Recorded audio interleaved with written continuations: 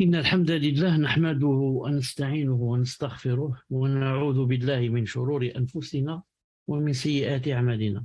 من يهده الله فلا مضل له ومن يضلله فلا هادي له، وأشهد أن لا إله إلا الله وحده لا شريك له، وأشهد أن محمدا صلى الله عليه وسلم عبده ورسوله. يا أيها الذين آمنوا اتقوا الله حق تقاته ولا تموتن إلا وأنتم مسلمون. يا أيها الناس اتقوا ربكم الذي خلقكم من نفس واحدة وخلق منها زوجها وبث منهما رجالا كثيرا ونساء، واتقوا الله الذي تساءلون به والأرحام إن الله كان عليكم رقيبا. يا أيها الذين آمنوا اتقوا الله وقولوا قولا سديدا يصلح لكم أعمالكم ويغفر لكم ذنوبكم، ومن يطع الله ورسوله فقد فاز فوزا عظيما. ألا إن أصدق الكلام كلام الله، وخير الهدي هدي محمد صلى الله عليه وسلم، وشر الأمور محدثاتها، وكل محدثة بدعة، وكل بدعة ضلالة، وكل ضلالة في النار. حياكم الله جميعا. تفضل الأخ سمير إن شاء الله تعالى. نعم، أحسن الله إليكم شيخ. بسم الله والحمد لله والصلاة والسلام على نبينا محمد. مرحبا بكم, bienvenue à vous en ce jeudi 24 Rabi' al-Awwal 1444 de l'Hégire, correspondant au 20 octobre 2022. Pour ce 17e cours sur le résumé de la biographie du prophète sallallahu alayhi wa sallam et de ses 10 compagnons, qu'Allah Azza wa Jal les agrée. De l'imam, le savant Abdul Ghani al-Maqdisi, alayhi rahmatullah, qu'Allah lui fasse miséricorde, et expliqué par notre cheikh ici présent, Abu Abdillah Mohamed Chalabi, hafidhahullahu ta'ala. Jazakallahu khair. Jazakumullahu khair, cheikh. Donc, c'est le cours numéro 17 bi'idhnillah subhanahu wa ta'ala. C'est le cours numéro 17 bi'idhnillah azza wa jalla. وكان يعصب على بطنه الحجر من الجوع، وقد آتاه الله مفاتيح خزائن الأرض كلها فأبى أن يأخذها واختار الآخرة عليها. Il, sallallahu alayhi wa sallam, attachait une pierre à son ventre à cause de la faim, alors qu'Allah lui a offert les clés de tous les trésors de la terre, mais il a refusé de les prendre et il a choisi l'au-delà, alayhi salatu wassalam. Donc, ce hadith est authentique parce qu'il est rapporté par al-Bukhari ou Muslim. D'ailleurs, il y a un hadith authentique rapporté par Ahmed. Et c'est un hadith authentique d'après Abu Huraira radiyallahu ta'ala anhu. Il a dit Jalas Jibril alayhi salam s'est assis auprès du prophète sallallahu alayhi wa sallam. Ensuite, il a regardé vers le ciel. Ensuite, voilà qu'un ange est descendu. Alors, Jibril a dit, cet ange, il n'est jamais descendu depuis que Allah Azza wa Jalla l'a créé, depuis qu'il a été créé. Ensuite, lorsqu'il est descendu, il a dit au prophète sallallahu alayhi wa sallam, cet ange lui a dit, à Mohammed, Allah Azza wa Jalla, c'est ton Seigneur qui m'a envoyé vers toi. Ensuite, il a dit, est-ce que tu voudrais être un roi prophète, ou bien un serviteur messager? Donc, un roi, un prophète, ou bien un serviteur seulement, mais messager. Alors, Jibril, avant qu'il réponde, Jibril alayhi salam lui a dit, Tawadha' li rabbika, tawadha' li rabbika ya Muhammad. Sois modeste envers ton Seigneur, ya Muhammad. Alors il a dit, je voudrais être plutôt un serviteur messager. Un serviteur messager. Donc c'est comme c'est cité ici, Allah Ta'ala lui a offert les clés de tous les trésors de la terre. S'il avait voulu, il aurait peut-être un grand, vraiment royaume. Mais il sait, alayhi salam, quand on a toutes ces choses, toutes ces richesses, la plupart du temps, on est distrait. Et on s'éloigne de ce que Allah nous a demandé de faire. C'est pour ça que d'après Abi Dharr al-Ghifari radiyallahu ta'ala anhu, il a dit que j'étais avec le prophète sallallahu alayhi wa sallam quand il a vu la montagne de Uhud. Alors il a dit à ses compagnons, je ne voudrais pas que cette montagne se transforme en or. S'il se passait que cette montagne se transformait en or, c'est-à-dire qu'il va la posséder bien sûr, je ne voudrais pas retenir un seul dinar parce que le dinar, c'est en or. Je ne voudrais pas retenir chez moi un seul dinar plus, plus de 3 jours, sauf un dinar que je vais laisser pour les dettes. Ensuite, il a dit, ceux qui possèdent beaucoup dans cette vie, ce sont ceux qui auront le moins yawm al-qiyamah. Il a dit, sauf celui qui donne comme ça, à droite, à gauche, et fait l'aumône, et ne garde pas cela. Et il a dit, et ceux-là sont peu. Ceux-là sont peu. Ils ne sont pas nombreux, apportés par al-Bukhari, rahimahullah ta'ala. وكان يكثر الذكر ويقل اللغو ويطيل الصلاة ويقصر الخطبة. Il, sallallahu alayhi wa sallam, évoquait beaucoup Allah et ne prononçait jamais de futilité.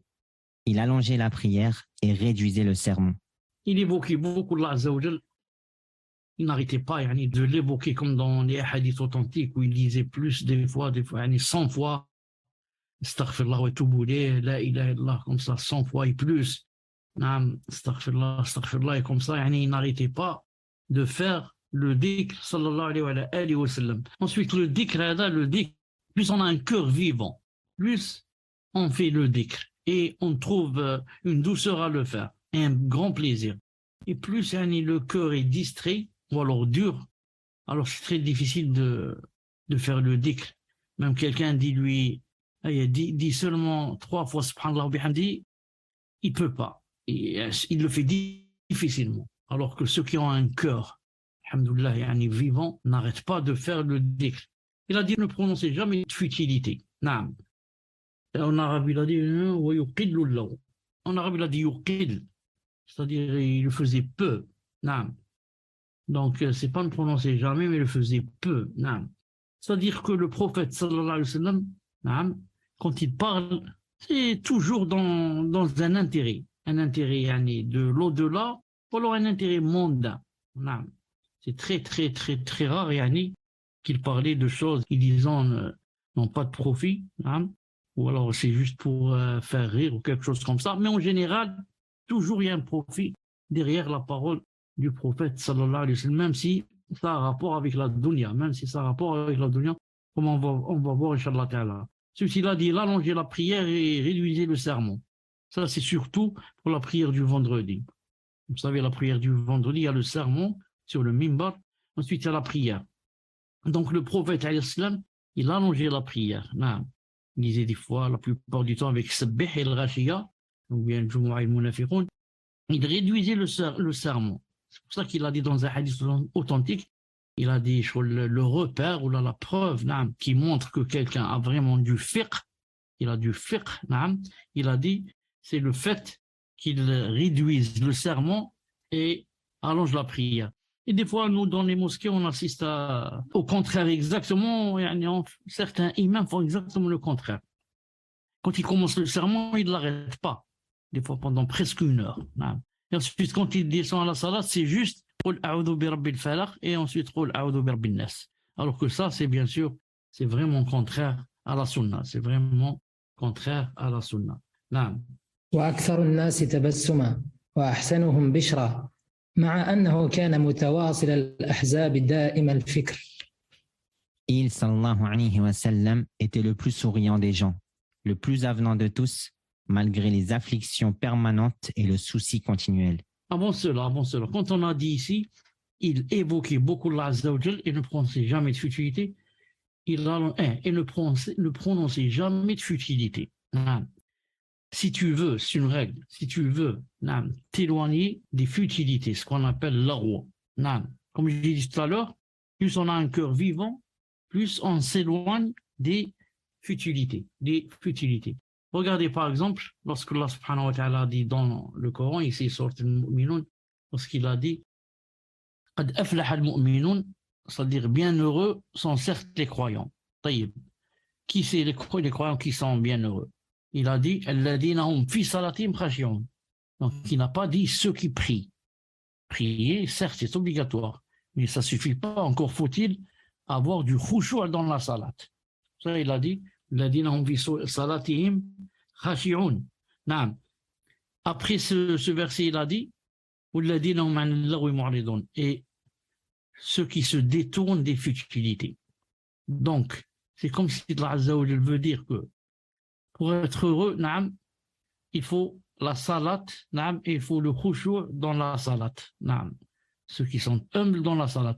Ensuite, pour montrer comment avoir le khushu' dans la salat, il a dit, et ceux qui se détournent des futilités. C'est-à-dire celui qui a un cœur plein de futilité, naam, qui ne parle que de futilité, naam, jamais il ne va trouver le khushu' dans la salat. Naam. Quand il va prier, il est présent avec le corps, mais son cœur est loin. Il est ou bien dans un match de football, par exemple, ou bien il est en train de penser à des choses, même de haram, ou bien il est en train de penser à ce qu'il va manger tout à l'heure, ou bien avec les enfants, ou bien.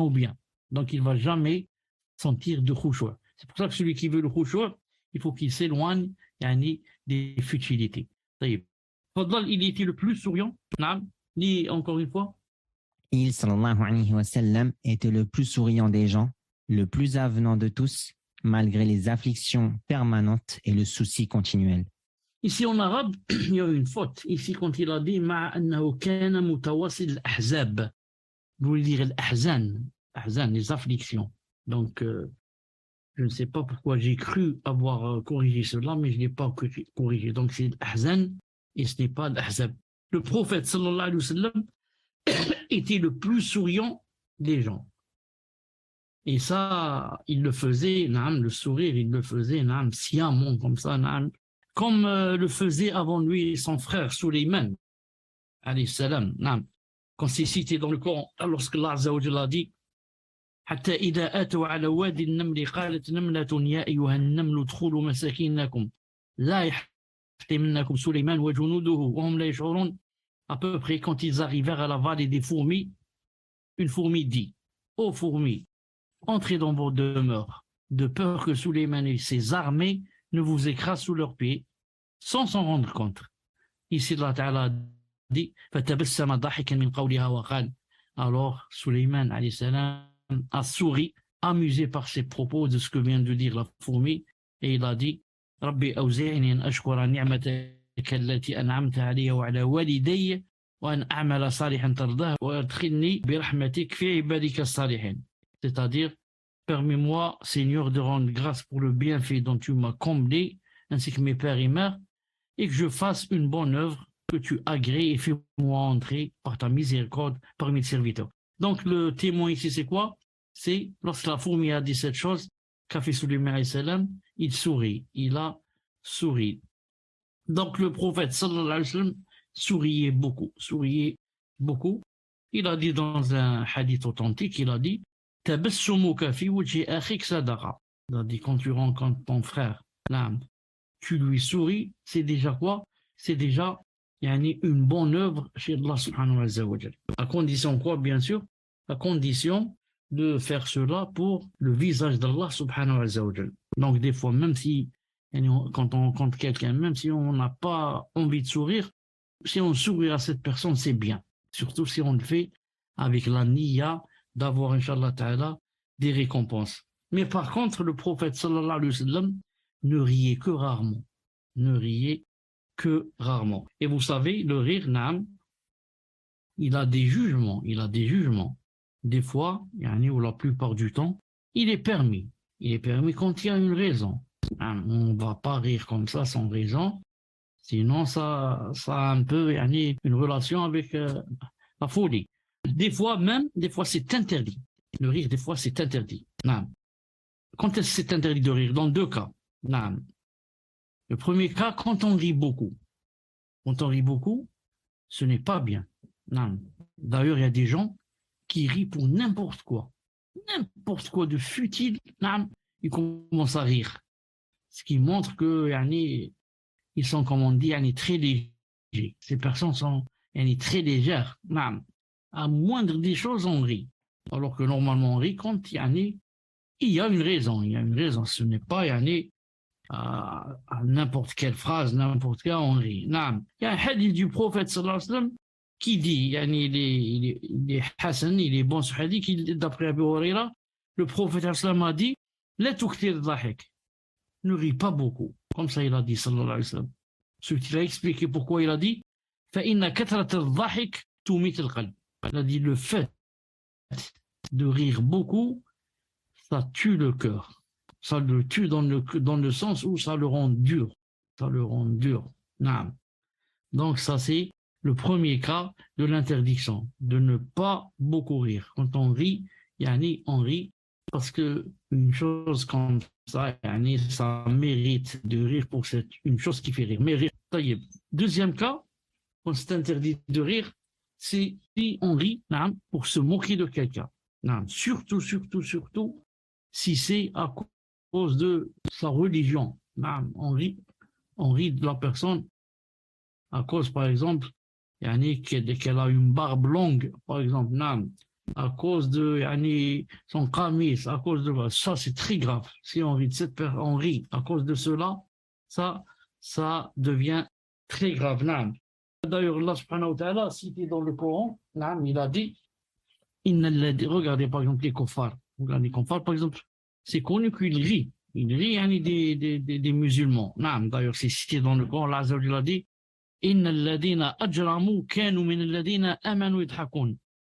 les criminels riaient de ceux qui croyaient, des croyants, et ils les appelaient des criminels.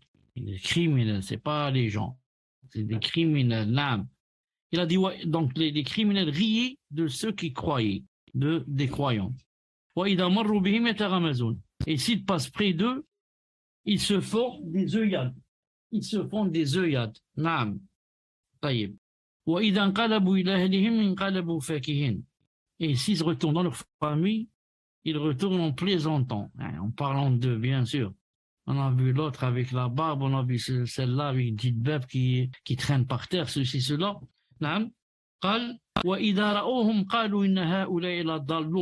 Et en voyant les croyants, ils disaient quoi? Ce sont vraiment ceux-là des égarés. Des égarés. Or, d'ailleurs, ils n'ont pas été envoyés pour être leurs gardiens. Ils n'ont pas été envoyés pour être leurs gardiens. Allah Azza wa Jalla a dit, mais maintenant, Yawm al-Qiyamah, il a dit, aujourd'hui donc, ce sont ceux qui ont cru qui rient des infidèles. Yawm al-Qiyamah, on va rire des infidèles. C'est-à-dire que les croyants vont rire des infidèles, comme quoi? Comme les kuffars, on rit dans cette dunya, des croyants. Donc ça va s'inverser, Il a dit aujourd'hui donc, ce sont ceux qui ont cru qui rient des infidèles, sur les divans, ils regardent. Donc si les croyants, dans le paradis, sont sur des divans, et ils regardent quoi? Ils regardent, Allah subhanahu wa ta'ala. Ensuite il a dit, est-ce que les infidèles ont eu la récompense de ce qu'ils faisaient?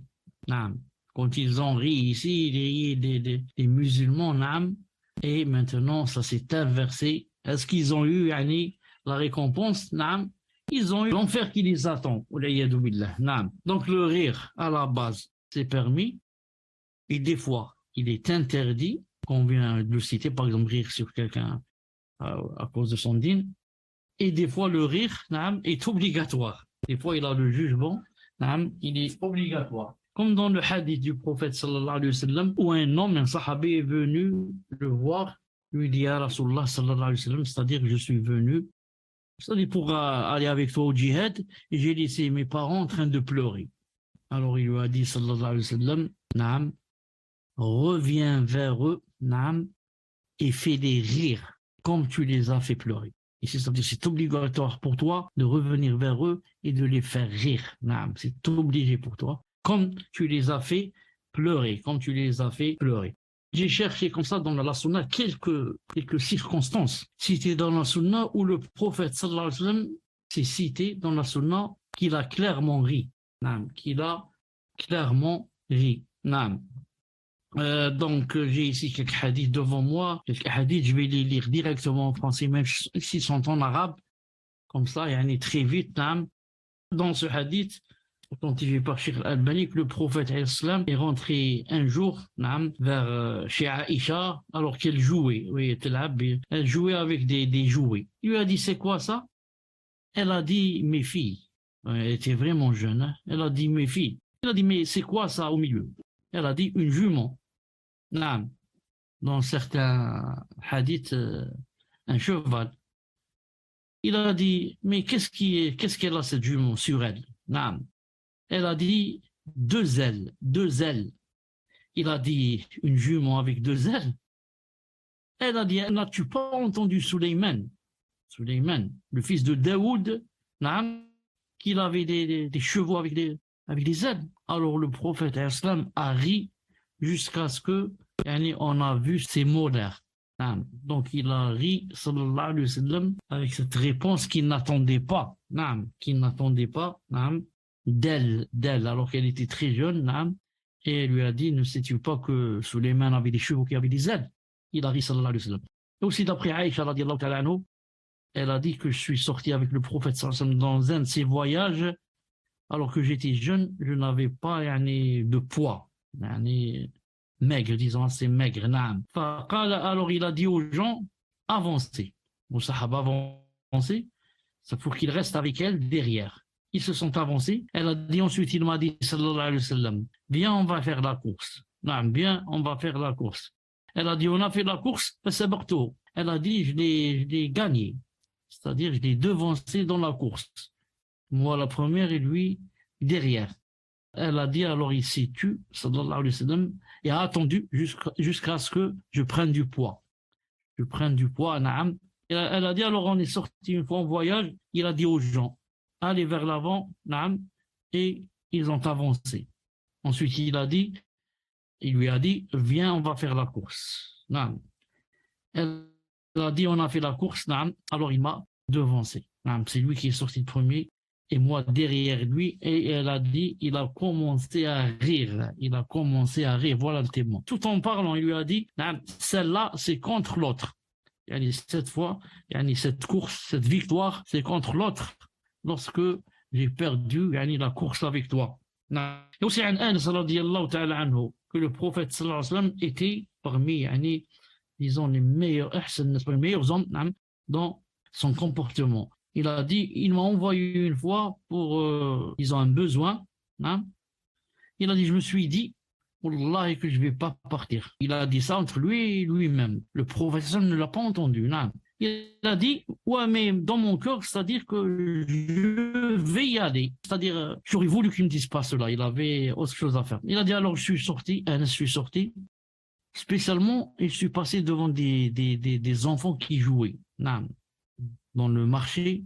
Donc lui, il voulait jouer, le prophète lui l'a envoyé pour un besoin. Il a dit, alors je suis resté avec eux, ils étaient en train de jouer. Alors que, voilà que le prophète sallallahu alayhi wa sallam me prit de mon dos, derrière moi. Ensuite, là, je me suis retourné, je l'ai vu, il était en train de rire, sallallahu alayhi wa sallam. Et il disait, Ya Anas, va où je t'ai envoyé. Il a dit, d'accord, je vais y aller. D'accord, je vais y aller à Rasulullah. Hadith authentique. Donc regardez, le professeur, il envoie quelqu'un, il va pas là où il veut, et il rit. Il dit, tu es là, je t'ai envoyé, tu es toujours là, et commence à rire. Au lieu de s'énerver, de le frapper, de l'insulter, de tout ça, ça n'existe pas chez le prophète sallallahu alayhi wa sallam. D'après Sa'd bin Abi Waqqas, radiyallahu ta'ala anhu, Omar radiyallahu ta'ala anhu a demandé la permission de rentrer chez des femmes, min Quraysh. Alors, lorsqu'Omar est rentré, radiyallahu ta'ala anhu, elles se sont vite levées et elles ont mis le voile. Alors, le prophète islam a commencé à rire, sallallahu alayhi wa sallam. Omar lui a dit que Allah ta'ala fasse rire tes dents. Comme ça, on dit à quelqu'un qui rit, on lui dit, adhakallahu sinnak, que Allah fasse rire tes dents, ya Rasulullah. Ensuite, le prophète islam a dit, je me suis étonné de celles-là, de ces femmes-là. Quand elles étaient avec moi, dès qu'elles ont entendu ta voix, ya Omar, elles ont mis le voile. Alors Omar radiyallahu ta'ala a dit, toi, ya Rasulullah, c'est par prédominance, c'est de toi qu'on doit se voiler. qu'on doit se voiler, pas de moi. Ensuite, Omar leur a dit, en parlant des femmes, vous les ennemis de vos âmes, vous avez peur de moi, vous ne craignez pas Rasulullah sallallahu alayhi wa sallam. Elles ont dit, naam, oui, naam. Toi, tu es rude, naam, et tu as un cœur dur, Alors le prophète a juré, il a dit, Walladhi nafsi biyadi, je jure par celui qui détient mon âme. Il y a Omar que le shaitan, quand tu marches dans la rue, s'il te rencontre dans une rue, il change de rue, à peu près en ce sens. Quand les femmes ont dit cela à Omar ibn Khattab radiyallahu ta'ala anhu, et le prophète a senti que peut-être c'est quelque chose de vexant de lui dire comme ça, il l'a donc défendu. Il lui a montré que ce n'est pas la dureté qu'il a, mais plutôt il était très strict dans la religion au point où le shaitan a peur de lui. Il ne peut pas le rencontrer dans la rue. Et aussi dans un hadith authentique d'après Abdullah ibn Mas'ud, qu'un homme est venu au prophète sallallahu alayhi wa sallam, il lui a dit, Ya Abul Qasim, Allah Azza wa Jal détient, bien tient, c'est mieux, yumsik, les cieux sur un doigt. Et les terres sur un doigt. Les arbres et la terre sur un doigt. Ensuite, il a dit, et les créatures sur un doigt. Il a dit ensuite, il dira, c'est moi le roi. Il a dit, alors j'ai vu le prophète islam rire jusqu'à ce qu'on ait vu ces mots-là. Ensuite, le prophète islam a lu le verset, ils n'ont pas estimé Allah comme il le mérite. C'est-à-dire ce Yahudi, ce juif. Donc, connaît tout ça, comment ça va se passer, Yom al-Qiyamah, et Allah Azza wa Jal, comment il va prendre sur ses doigts telle et telle chose, mais ils ne l'ont pas adoré comme il fallait le faire. Et d'après Abi Dharr radiyallahu ta'ala anhu, que le prophète sallallahu alayhi wa sallam a dit, je connais la dernière personne qui va rentrer au paradis. Je connais la dernière personne qui va rentrer au paradis. Et la dernière personne qui va sortir de l'enfer. Car la dernière personne qui va sortir de l'enfer, c'est elle, bien sûr, qui sera la dernière à rentrer au paradis. Il a dit, c'est un homme qui va venir Yom al-Qiyamah, là, je vais dire, montrez-lui ses petits péchés et cacher les grands péchés. Quand on va lui montrer ses petits péchés,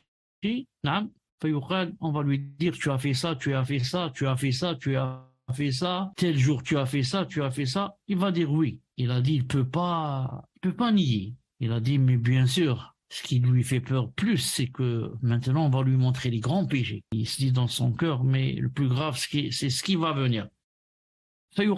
Pour tout ce qu'on t'a montré comme péché, les petits, ça s'est changé. Pour chaque péché, une hasanat, une récompense. Pour chaque péché, une récompense. Il va dire, Rabbi, j'ai fait encore d'autres choses que je ne vois pas ici. Parce que Allah Ta'ala au début a dit, cachez les grands péchés. Montrez-lui seulement les petits. Il va dire, ya Allah, mais j'ai fait d'autres choses que je ne vois pas ici. Alors, le sahabi a dit, j'ai vu le prophète sallallahu alayhi wa sallam rire jusqu'à voir ces mots-là.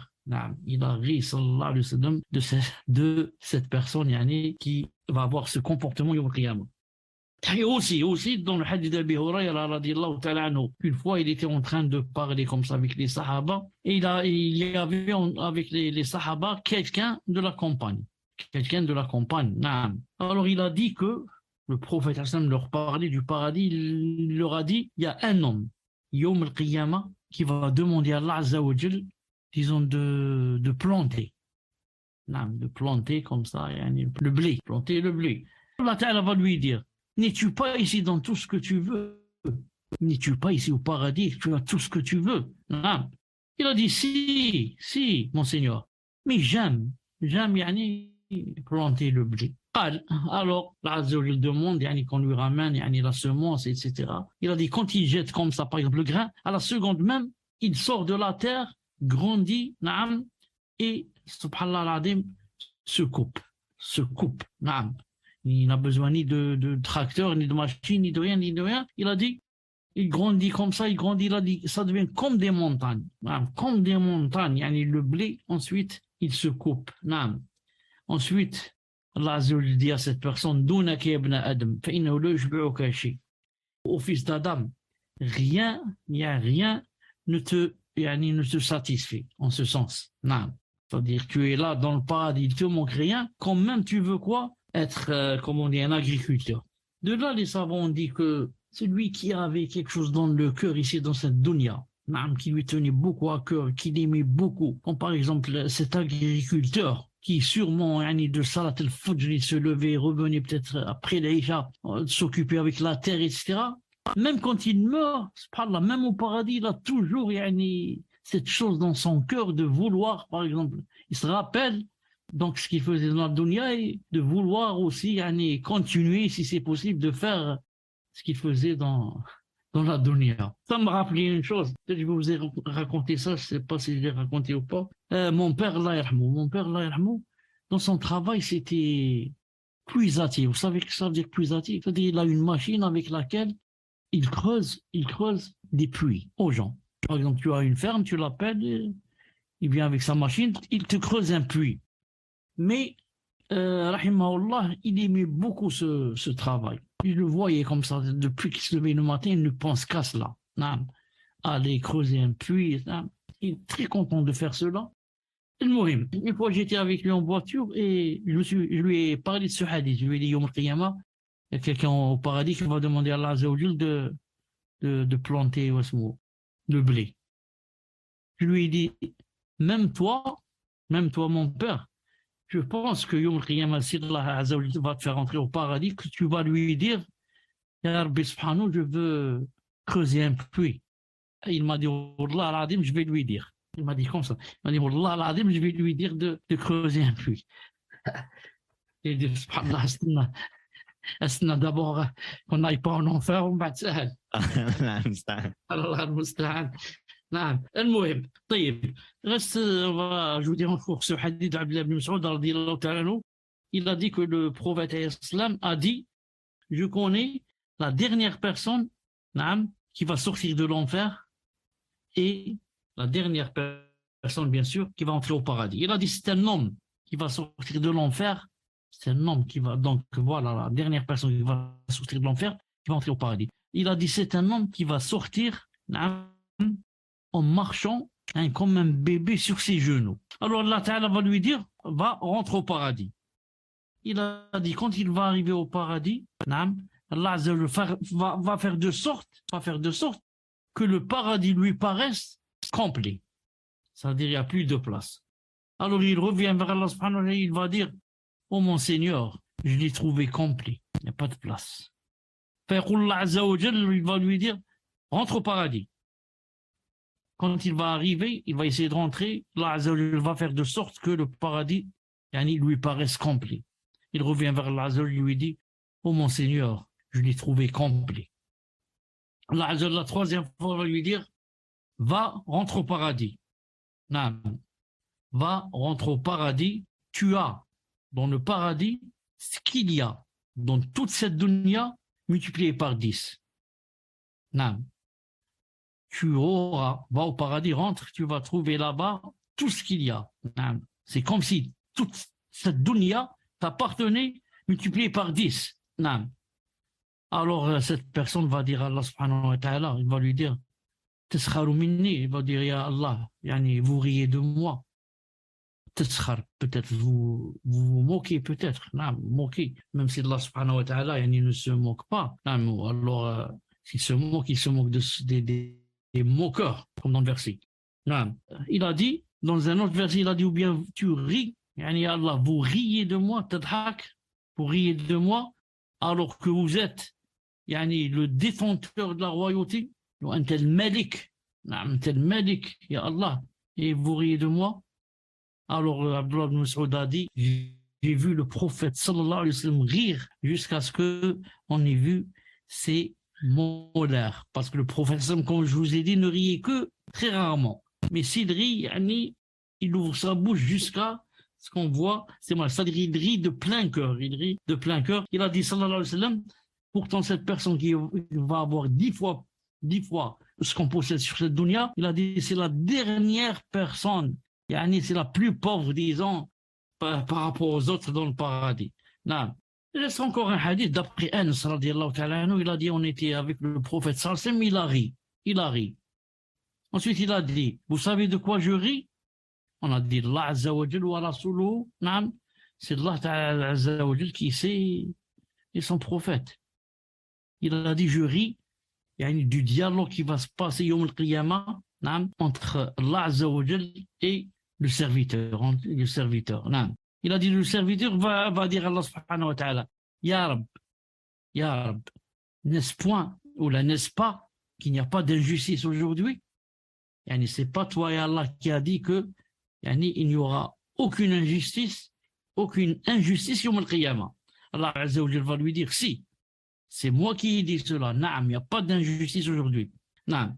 Alors, la personne va dire, Ya Allah, excusez-moi, mais je n'accepte aucun témoin, naam, en dehors de moi.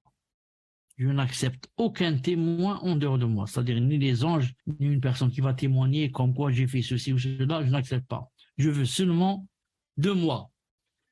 Allah Azza wa Jal a dit, d'accord, Kafa bi nafsika al-yawma alayka shahidan wa bil kiram katibin. Il a dit, tu te suffis aujourd'hui d'être ton propre comptable.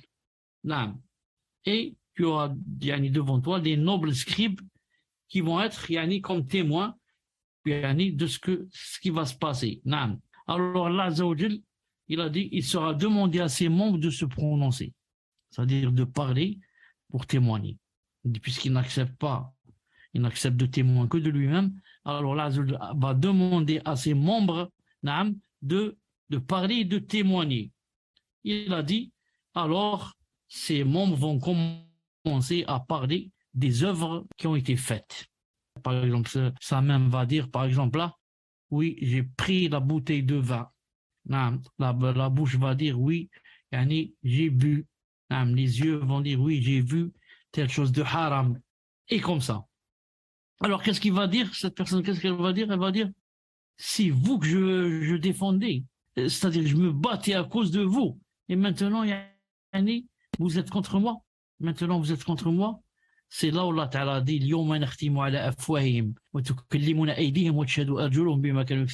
ce jour-là, nous scellerons leur bouche, tandis que leurs mains nous parleront et que leurs jambes témoigneront de ce qu'ils avaient accompli. C'est-à-dire, tu ne peux pas cacher. Pourquoi? Parce que les membres, les mains, les pieds, la bouche, les yeux, les oreilles, ça ne nous appartient pas. Qui? C'est ton père qui te les a achetés ou là? C'est Allah qui les a créés et nous les a donnés bon, un maintenant. Donc ça ne nous appartient pas. Donc tout ça, ça va se renverser contre nous, contre la personne Yawm al-Qiyamah. C'est pour cela que on doit faire notre possible pour ne les employer que dans ce que Allah aime. Sinon, il n'y a pas d'amis avec les membres Yawm al-Qiyamah, il n'y a pas d'amis. Ça va se renverser contre toi et témoigner contre toi. Ensuite, les personnes, qu'est-ce qu'ils vont dire? Dans un autre verset où Allah Azza wa Jalla a dit, حتى إذا ما جاءوا شهد عليهم سمعهم وأبصارهم وجلودهم بما كانوا يعملون. Allah Ta'ala a dit, alors quand ils y seront, c'est-à-dire quand ils viendront, Yawm al-Qiyamah, leurs ouïes, leurs oreilles, leurs yeux et leur peau témoigneront contre eux de ce qu'ils œuvraient, de ce qu'ils commettaient. C'est pour ça que la personne, qu'est-ce qu'elle va dire? وقالوا لجلودهم لما شهدتم علينا قالوا أنطقنا الله الذي أنطق كل شيء وهو خلقكم أول مرة وإليه ترجعون. Alors ils diront à leur peau, pourquoi avez-vous témoigné contre nous? Pourquoi avez-vous témoigné contre nous? Elles diront, c'est Allah qui nous a fait parler. C'est Allah qui nous a fait parler. Lui qui fait parler toutes choses. C'est lui qui vous a créé une première fois et c'est vers lui que vous serez retournés. Donc, les membres, les peaux, qu'est-ce qu'ils vont dire? Ils vont dire, c'est pas notre faute. C'est Allah qui nous a fait parler. C'est-à-dire, si on pouvait, on ne parlait pas, mais c'est pas notre faute. C'est lui qui nous a fait parler, on ne peut pas se retenir. Ensuite, ils ont dit la cause, c'est lui qui vous a créé la première fois. Donc, on continue. Il a dit, il était le plus souriant des gens. J'ai dit que, voilà, certaines circonstances où il a ri. Il était le plus avenant de tous, malgré les afflictions permanentes et le souci continuel. Ibn al-Qayyim, rahimahullah ta'ala, dit dans Madarij Salikin, il a dit, ce hadith est daïf. Ce hadith est faible. comme quoi yani, les afflictions permanentes le touchaient. Et le souci continuel. Comme quoi le prophète islam avait plein d'afflictions, de malheurs, et qu'il était yani, continuellement soucieux. Il a dit ça, ce n'est pas vrai. Ensuite, il a dit, comment serait-il continuellement soucieux? Comment serait-il dans des afflictions permanentes alors que Allah Azza wa Jalla l'a protégé des afflictions de ce bas monde et de ses causes? Allah Ta'ala l'a protégé des soucis de ce bas monde et de ses causes. Et il lui a aussi interdit de s'affliger pour les kuffars. Comme il a dit Azza wa Jalla, وَلَا تَحْزَنْ عَلَيْهِمْ وَلَا تَكُوا فِي ضَيْقٍ مِّمَّا يَمْكُرُونَ. Ne t'afflige pas sur eux, les kuffars. Ils ne soient pas angoissés à cause de leur complot. Il a dit, Ibn al-Qayyim, il a dit, et Allah Ta'ala lui a pardonné ses péchés, passés et futurs. Il a dit, alors, d'où viendrait cette affliction? D'où viendraient ces soucis, subhanallah al-azim? Comment? Il avait un paradis dans son cœur. Sa langue, c'est seulement, spécialement pour le dhikr. C'était quelqu'un, c'est le symbole du bien, subhanallah al-azim. D'où viendraient tous ces soucis qu'on a cités dans ce hadith? Il a dit, c'est pas vrai, ce hadith est faible. Au contraire, il a dit, il était plutôt toujours radieux et souriant. Il était toujours radieux et souriant. Comme ça, il a dit Ibn al-Qayyim, rahimahullah ta'ala. On continue, Inch'Allah. وكان يحب الطيب ويكره الريح الكريهة. Il, sallallahu alayhi wa sallam, aimait le parfum et détestait la mauvaise odeur. D'après Anas ibn Malik radiyallahu ta'ala anhu, que le prophète alayhi salam a dit, on m'a fait aimer de votre vie, c'est-à-dire ce que j'aime dans cette vie, et malgré ça, il n'a pas dit j'aime, il a dit on m'a fait aimer. Ça veut dire ça vient comme ça de Allah subhanahu wa ta'ala. Qu'est-ce que donc on m'a fait aimer de votre vie? Il a dit les femmes dans le sens de se marier. Certains pervers ou kuffar vont profiter de ce hadith et dire voilà, il aimait les femmes. Qu'est-ce que ça veut dire il aimait les femmes? Donc il aimait la zina. A'udhu billah. Ça rentre dans le coffre. Si quelqu'un dit une chose pareille, il rentre dans le coffre. Ensuite, on va voir s'il est excusé ou pas. Mais la parole, c'est une parole de coffre. Donc, il aimait de se marier, d'avoir des enfants et de vivre. Déjà, c'est pour ça qu'il s'est marié à 13 femmes. Et quand il est mort, il en a laissé 9. Donc, ce hadith se trouve dans le recueil authentique de Sheikh Al-Albani. On m'a fait aimer de votre vie 3 choses.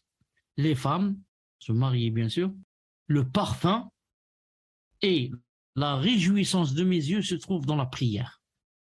Donc, même si j'aime les femmes pour me marier, et j'aime aussi le parfum, voilà le témoin du cours, mais ce que j'aime le plus, au point où je sens que mes yeux se réjouissent, c'est quand je prie, la prière. C'est pour ça que quand il était fatigué, sallallahu alayhi wa sallam, ou avait un petit souci, quelque chose qui s'est passé, ou là, qu'est-ce qu'il dit? Il dit, ya Bilal, arihna biha, ya Bilal, aya, on commence à prier pour que, je sente, l'allègement. L'allègement, donc, quand il rentre dans la prière, c'est pour sentir l'allègement. Et normalement, c'est comme ça, quand on a un problème là, on rentre dans la prière, parce que quand tu pries, tu parles avec, et tu es en train de parler avec Allah subhanahu wa ta'ala. Et surtout quand dans le soujoud, et tu lui dis Allah ceci, Allah cela. Donc, parmi les 3 choses qu'il aimait, c'était quoi? Le parfum, sallallahu alayhi wa sallam. D'ailleurs, même, ce qui est retenu dans la sunna, qu'on pouvait même respirer son parfum, sallallahu alayhi wa sallam, même après son passage. Quand il passe, il laisse derrière lui l'odeur du parfum ou du musc. C'est pour ça, dans un hadith rapporté par Muslim, que Anas ibn Malik radiyallahu ta'ala anhu a dit, je n'ai jamais senti d'encens, avec l'encens, l'ambar, ni de musc, ou bien, ni de choses meilleures à sentir, il a dit, comme l'odeur du prophète sallallahu alayhi wa sallam. Il a dit, même l'encens, ou bien le musc, ou bien ça ne pouvait pas être comme l'odeur du prophète sallallahu alayhi wa sallam. Ibn al-Qayyim rahimahullah ta'ala a dit dans son livre Tibb Nabawi, il a dit ce qu'il y a dans le parfum, Quand je dis parfum, c'est musc, c'est l'encens, c'est tout ce qui a une bonne odeur. Il a dit ce qu'il y a de spécifique en cela, c'est que les anges aiment cela, aiment l'odeur, la bonne odeur. Non. Il a dit, et les shayatines s'enfuient de la bonne odeur. Les shayatines n'aiment pas la bonne odeur. Vous savez, les shayatines n'aiment que la mauvaise odeur et ce qui est ténèbres, ce qui est noir, ce qui est gouffre, ce qui est... Enfin, n'aime pas la clarté, la bonne odeur. Là. Non, non, c'est tout à fait le contraire. Non. Il a dit, le Qayyim dit, il n'y a pas une chose aimée par les shayatines, il a dit comme la mauvaise odeur. Il a dit les bonnes âmes, les âmes meilleures, aiment les meilleures odeurs. Et les âmes mauvaises, khabithat, il a dit, les âmes mauvaises, aiment les odeurs mauvaises. Il a dit, chaque âme penche vers ce qui lui convient. Si elle est une bonne âme, elle penche vers la bonne odeur. Si c'est une mauvaise âme, elle aime pencher vers les mauvaises odeurs, Et comme Allah Ta'ala dit dans le Coran, il a dit comme dans le verset, quant à la femme par rapport au parfum, elle a deux jugements. Quand elle est seule ou avec son mari dans la maison, c'est bien d'être parfumée. Quand elle est seule ou bien avec son mari ou bien avec des femmes, c'est bien qu'elle soit par exemple parfumée. Reste que quand elle sort, si elle se parfume, alors là, vraiment, elle rentre dans le grand péché. Et comme on dit dans le hadith, que chaque femme qui sort, si elle passe devant des gens, c'est-à-dire des hommes, qui sentent cette bonne odeur, elle devient fornicatrice. En ce sens que, puisqu'en faisant cela, elle pousse l'homme à chercher à faire la zina والعياذ بالله. La zina والعياذ بالله. نعم. يستألف أهل الشرف ويكرم أهل الفضل ولا يطوي بشره عن أحد ولا يجفو عليه. Il, sallallahu alayhi wa sallam, attirait la sympathie des gens de noblesse, il honorait les gens de vertu, jamais il ne privait quelqu'un de son avenance et jamais il ne dédaignait quelqu'un, alayhi salatu wa sallam. Le summum de la noblesse et du bon comportement.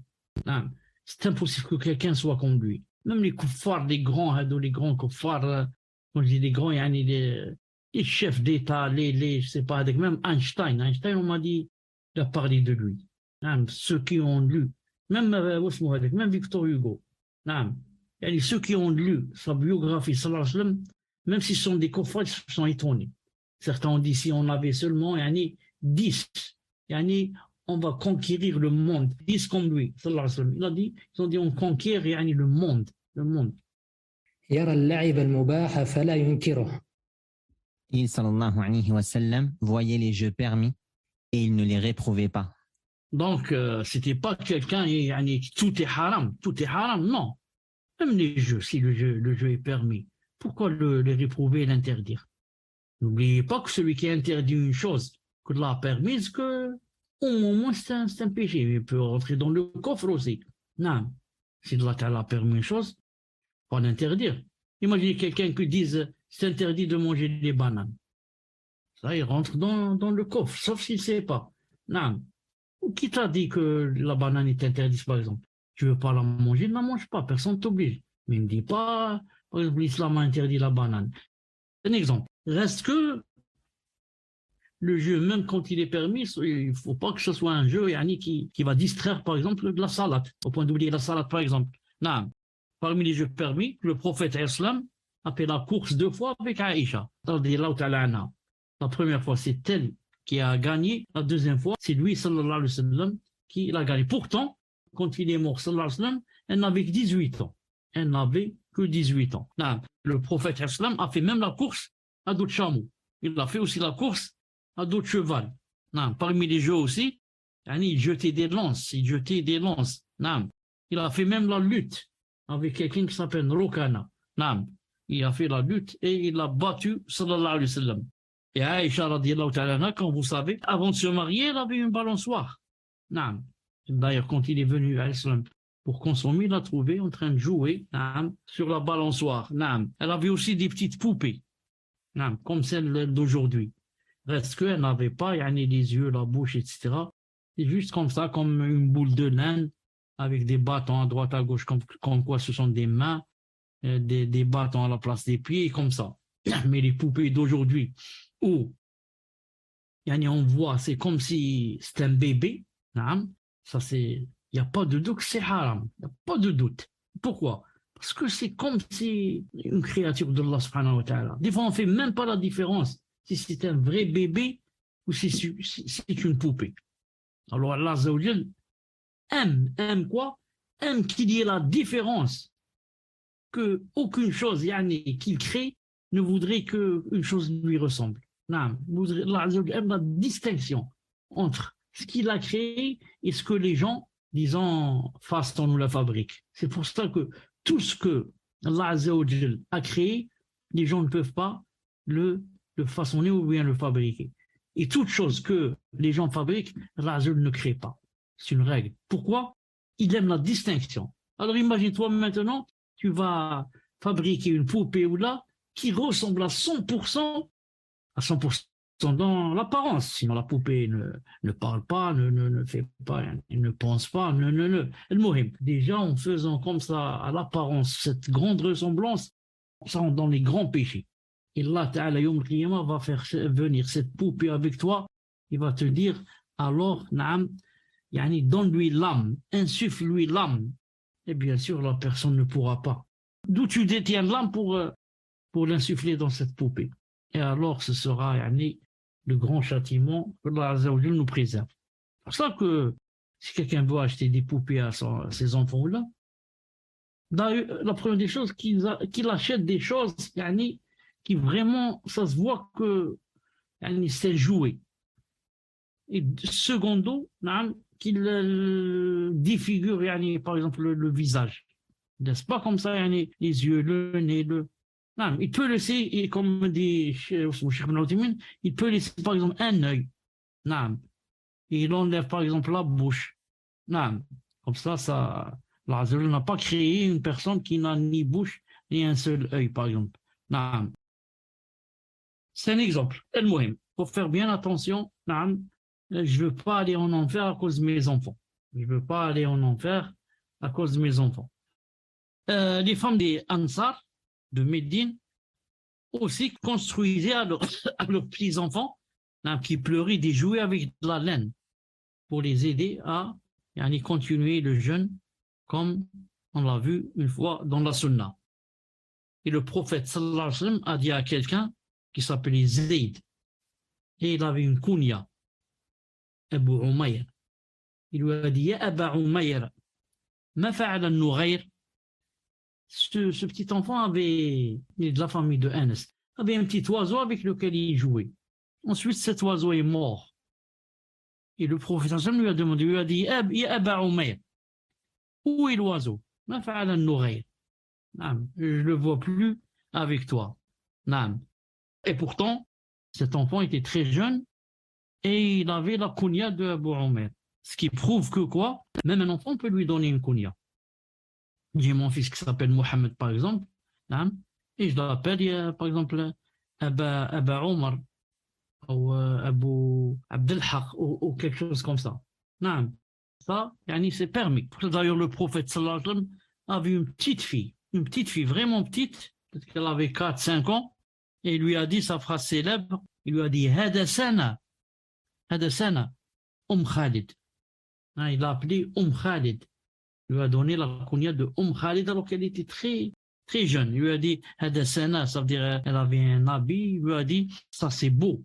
En lui parlant en éthiopien, parce qu'elle est venue elle était en Éthiopie, Habasha. Elle a fait la hijra au Habasha, elle est revenue, elle est née là-bas. Alors, puisqu'elle parle éthiopien, il lui a parlé avec sa langue à elle. C'est-à-dire, cette chose est belle. Et il a appelé avec sa kunya, il a dit Khalid. Khalid, alors qu'elle avait seulement 4 ou 5 ans. Et regardez aussi la sunna de parler à quelqu'un dans sa langue. S'il ne comprend pas l'arabe, je ne vais pas lui parler en arabe. C'est un allemand. Je dois lui parler en allemand. C'est un anglais, je lui parle en anglais, il ne comprend pas l'arabe. Non. Parce que certains, certains disent qu'il faut parler en arabe, une arabe littéraire, même si c'est un japonais. Ah, Khouya, il faut parler en arabe.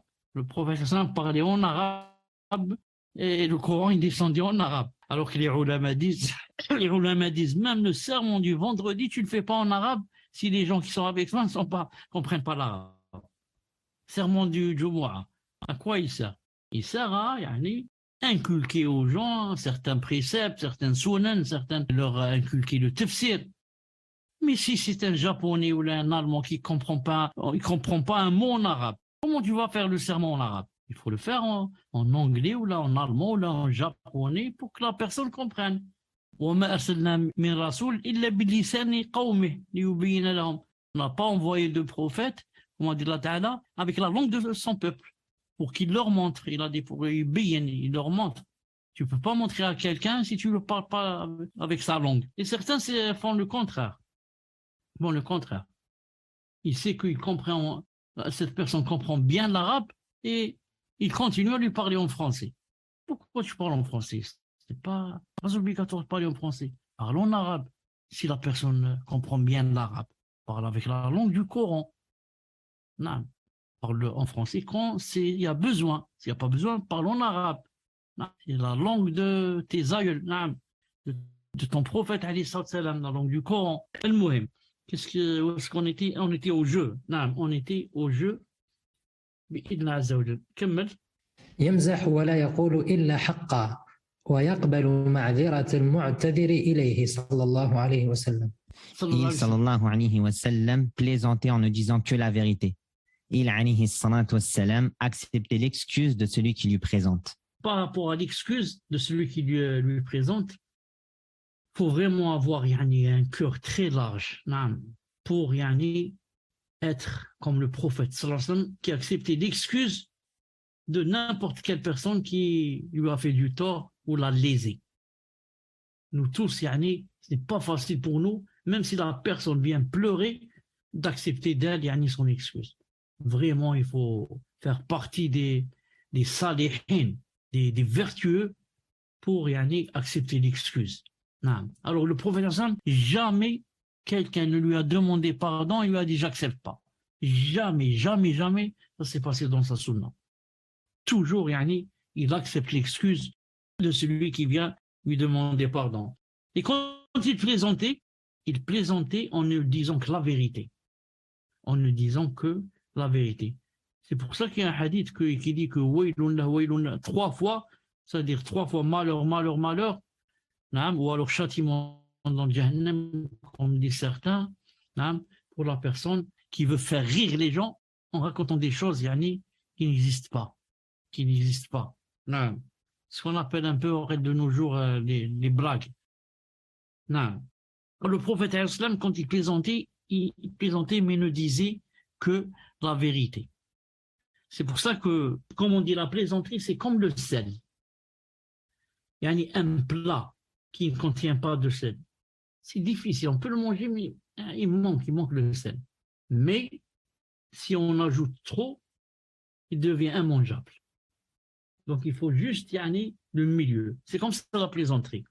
Il y a des gens qui ne plaisantent jamais. Ça, c'est pas bien aussi. Ça, c'est pas bien. Même les savants plaisantaient. Tu rentres dans YouTube, tu écris les plaisanteries de Cheikh Ibn Uthaymin, ça sort. De Cheikh Fawzan, ça sort. Même les savants, plaisantaient. Mais plaisantent, comme le sel. Un peu au moment propice. Pas à n'importe quel moment. Donc celui qui ne plaisante pas du tout, c'est quelqu'un qui est très sévère. Très sévère. Et les gens n'aiment pas quelqu'un qui ne plaisante pas du tout, qui est renfrogné. Quand tu le vois, sur son visage, ça paraît qu'il est très sévère. Et le contraire aussi est valable. Celui qui plaisante beaucoup, c'est pas bien aussi. On dit de lui qu'il est très léger. C'est pas une personne sérieuse. C'est pas une personne sérieuse. C'est pour ça que celui qui plaisante beaucoup, on va plus savoir est-ce qu'il est en train de plaisanter ou de dire la vérité. C'est pour ça qu'on raconte que quelqu'un, une fois, il était comme ça loin et il commence à appeler. Au secours, au secours, au secours, un loup veut manger.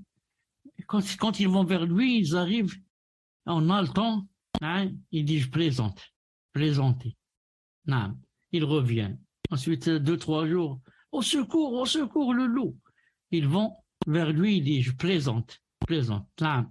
La troisième fois, non, quand il a dit au secours, personne n'est parti en secours. Ils ont dit plaisante. Alors que cette fois-là, il y avait vraiment le loup. Non. Donc, le prophète sallallahu alayhi wa sallam, d'après Abi Hurayra radiyallahu ta'ala anhu, on lui a dit, Ya Rasulallah, tu plaisantes avec nous. Il a dit, certes, je plaisante, mais je ne dis que la vérité. Hadith de Abi Hurayra radiyallahu ta'ala anhu.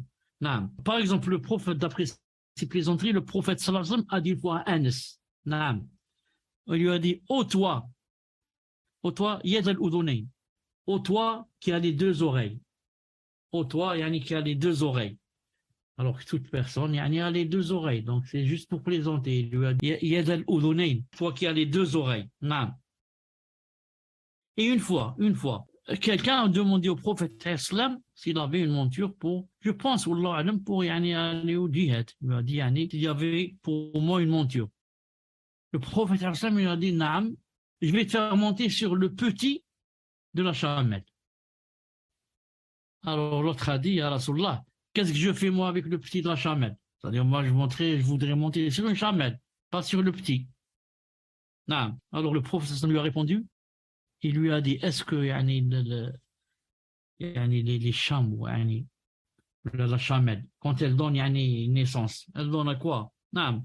Elle donne à un petit, mais c'est-à-dire, quand j'ai dit que je vais te faire monter sur son petit, mais ça veut dire que toute chamelle, quand elle devient grande, avant de devenir grande, elle était petite. Ça veut dire que je vais te monter sur une vraie chamelle, une grande. Mais par rapport à sa mère, c'est une petite. C'est une petite. Donc c'est juste de la plaisanterie. Et ensuite, dans un hadith aussi authentique, d'après le Moubarak ibn Hassan, radiyallahu ta'ala anhu, il a dit, une vieille est venue au prophète sallallahu alayhi wa sallam. Elle a dit, Ya Rasulallah, fais-moi des doigts pour que Allah Ta'ala me fasse entrer au paradis. Il lui a dit, Ya Fulan. C'est pas Ya Aisha ou Ya par exemple, ceci. La plupart ça connaît Ya Fulan. Il lui a dit, le paradis, dans le paradis, aucune vieille femme n'y rentre. Dans le paradis ne rentre aucune vieille femme, parce qu'elle était vieille. Le hadith a dit, elle est donc revenue, cette vieille, en pleurant.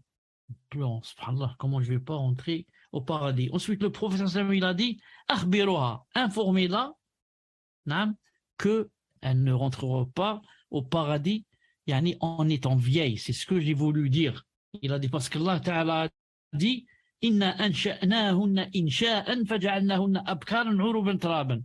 Il a dit, Allah Ta'ala dit dans le Coran, en parlant de celles qui vont rentrer au paradis, nous les avons faites vierges, toutes de même âge, soit 30 ans, soit 33 ans, d'après les divergences qu'il y a par rapport à l'âge de la femme au paradis, soit 30, soit 33. Donc, quand il a dit à la vieille, tu ne vas pas rentrer au paradis, il voulait dire par là, tu ne vas pas rentrer en étant vieille, tu vas rajeunir pour rentrer au paradis, mais bien sûr, elle n'a pas compris, elle a pleuré, et le prophète lui a expliqué. D'ailleurs, les plaisanteries du prophète ne s'arrêtent pas aux plaisanteries verbales, seulement en parlant, mais aussi avec ses mains, avec ses gestes. C'est venu dans un hadith authentique que quelqu'un est venu au prophète et quand il lui a donné la monture, etc., et avant de sortir, il lui a dit Zahir, il a dit nous, on va aller maintenant. Il a parlé de Zahir. Zahir, c'est quelqu'un qui s'appelle comme ça.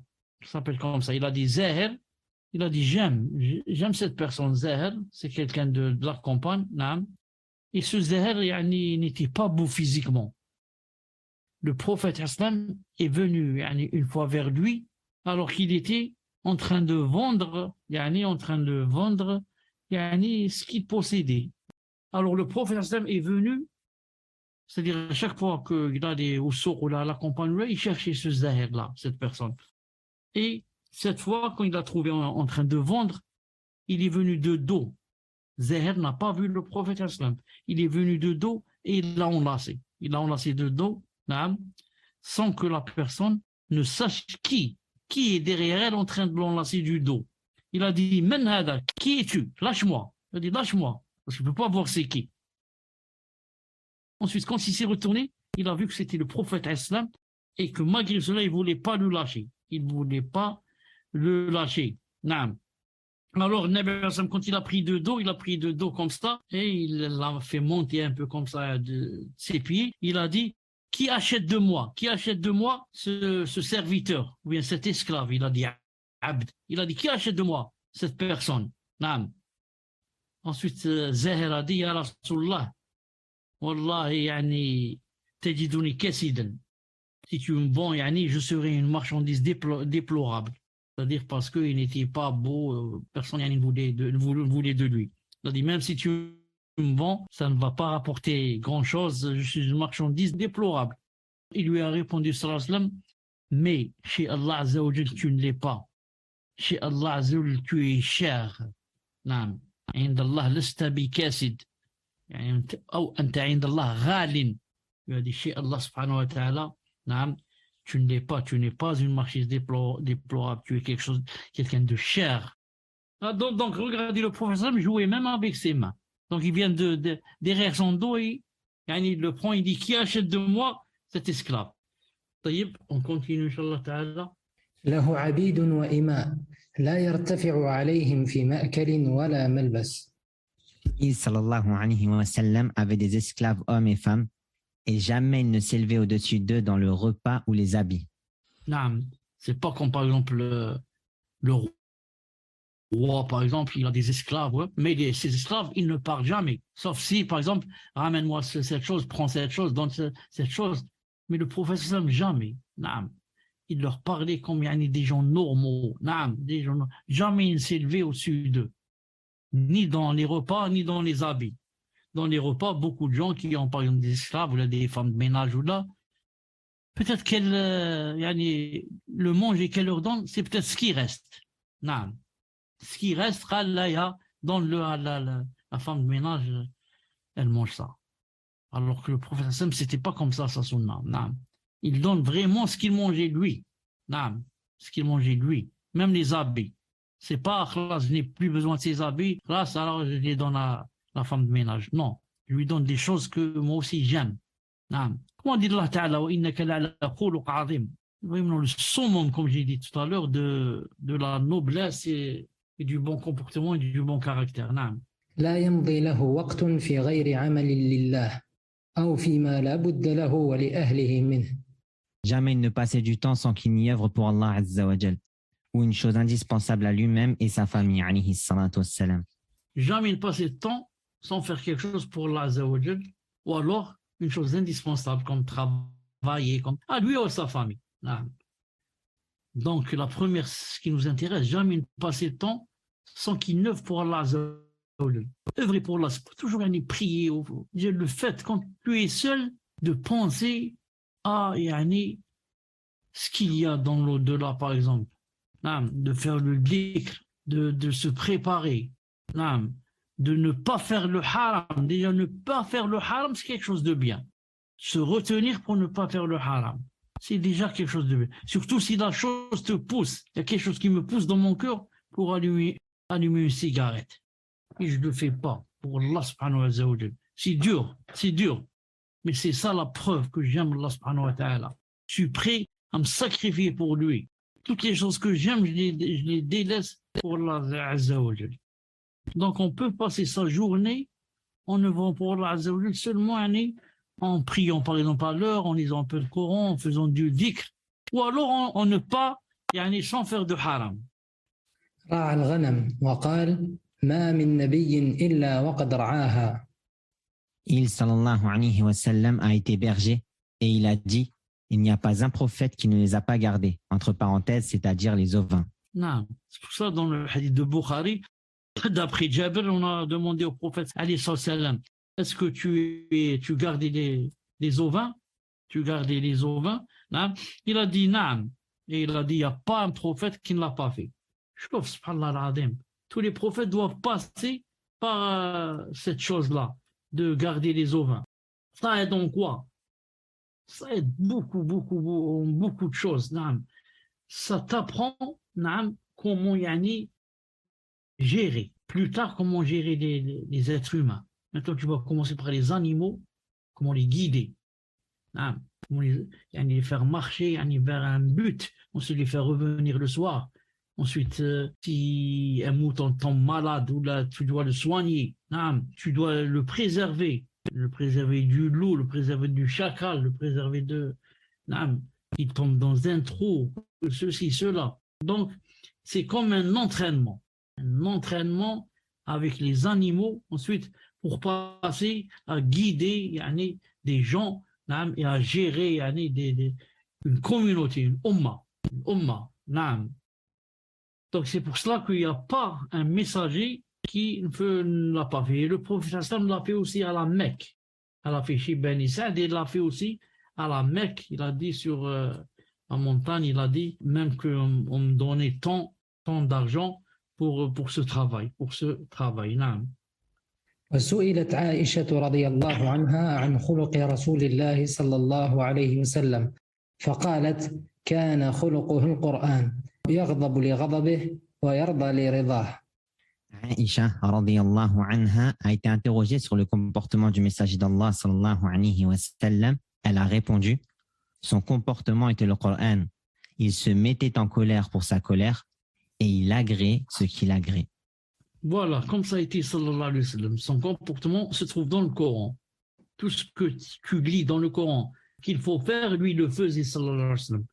Tout ce que tu lis dans le Coran que c'est interdit de faire, le prophète s'en éloigne. Tout ce qui est demandé comme bon comportement c'est dans le Coran, par exemple d'être patient, d'être ceci, d'être cela, le prophète ça se trouvait en lui.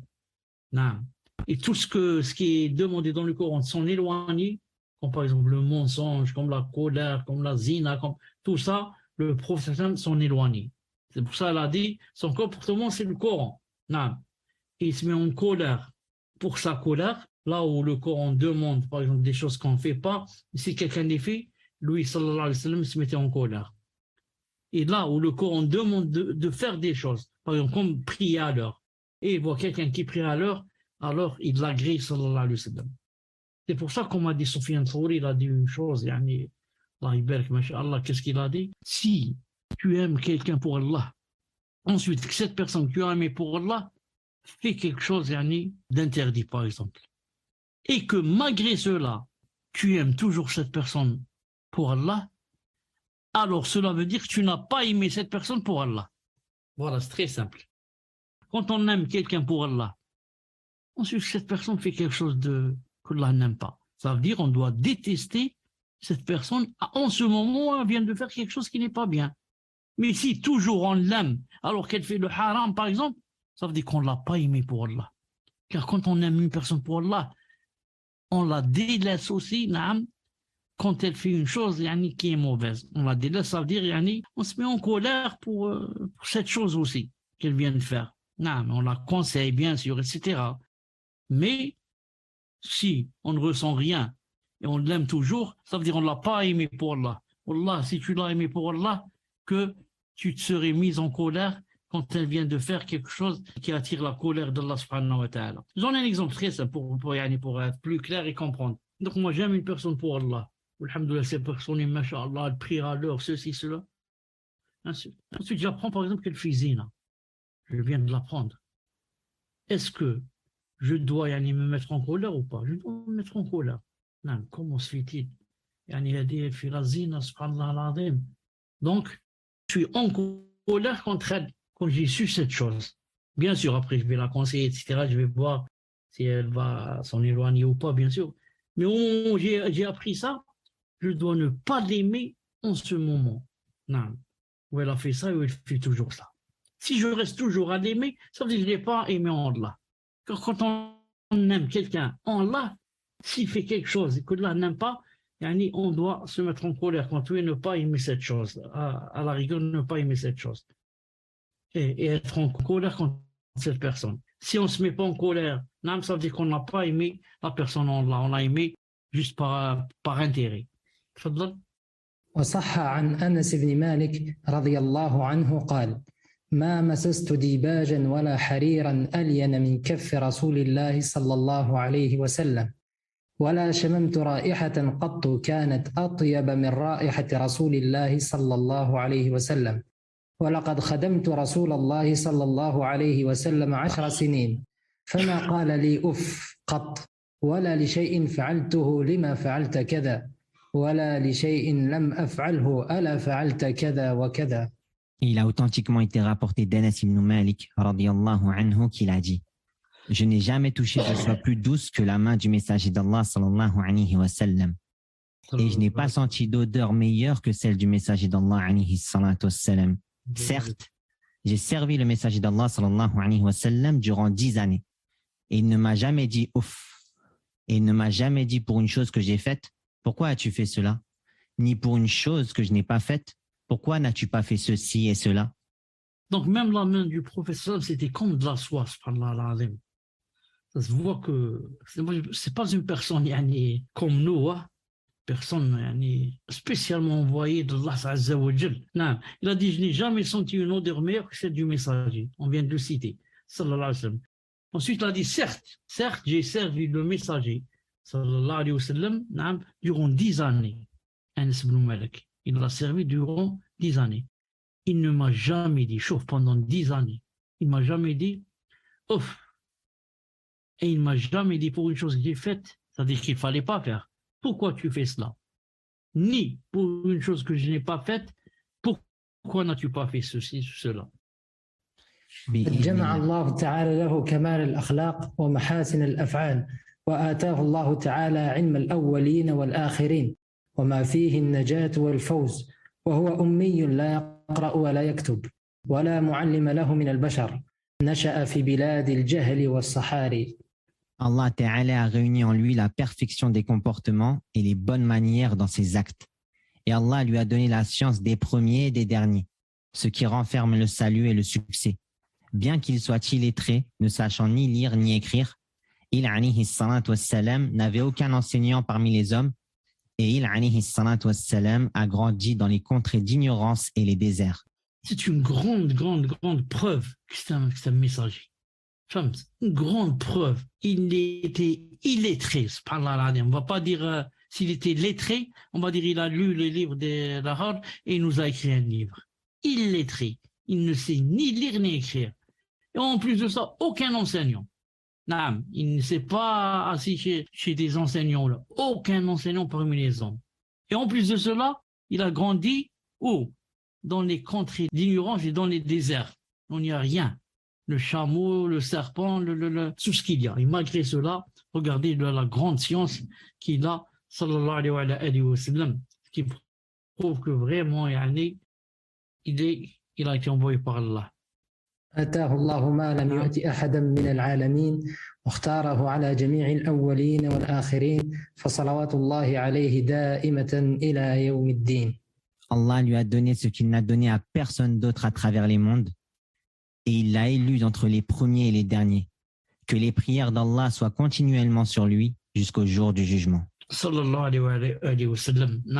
C'est lui qui a été la grande cause de notre bien, de notre bonheur. C'est pour ça qu'il a dit dans le hadith, il a dit: je suis pour vous comme un père. Nous, qu'est-ce qu'on va dire? On va dire: Ya Rasulallah, Wallah al-Adim, que tu es mieux que nos pères. Car ton père, le maximum qu'il te donne, qu'est-ce qu'il te donne? Il te donne à boire, à manger, il t'achète une voiture. Non. Et peut-être qu'il te marie. Mais jamais il va te faire entrer au paradis. Non. Mais le prophète islam, c'est la cause de rentrer au paradis et d'être sauvé du châtiment de l'enfer. Sallallahu alayhi wa sallam, sallallahu alayhi wa sallam, sallallahu alayhi wa sallam. Voilà pour le cours d'aujourd'hui, Inch'Allah Ta'ala. On va se rencontrer dans le prochain cours B'idhnillah Ta'ala qui vous sera cité, Inch'Allah Ta'ala, sur le net. Naam. يعني سمير إن شاء الله تعالى le publiera بإذن الله عز وجل. نعم بارك الله فيكم pour جزاكم الله خيرا شيخ. بارك الله فيكم. أحسن الله إليكم. ومثلا كمالي سمير. Il n'y a pas avec nous Ben Youssef, non? Non, subhanallah, je viens de regarder, il n'est pas là. Il n'est pas là. معليش. On va se rencontrer إن شاء الله تعالى bientôt بإذن الله سبحانه وتعالى. سبحانك اللهم وبحمدك أشهد أن لا إله إلا أنت أستغفرك وأتوب إليك. يعني نلتقي عن قريب بإذن الله تعالى. السلام عليكم. إلى اللقاء وعليكم شيخ، بارك السلام الله فيكم ورحمة شيخ، الله جزاكم الله وبركاته. خيرا. السلام عليكم.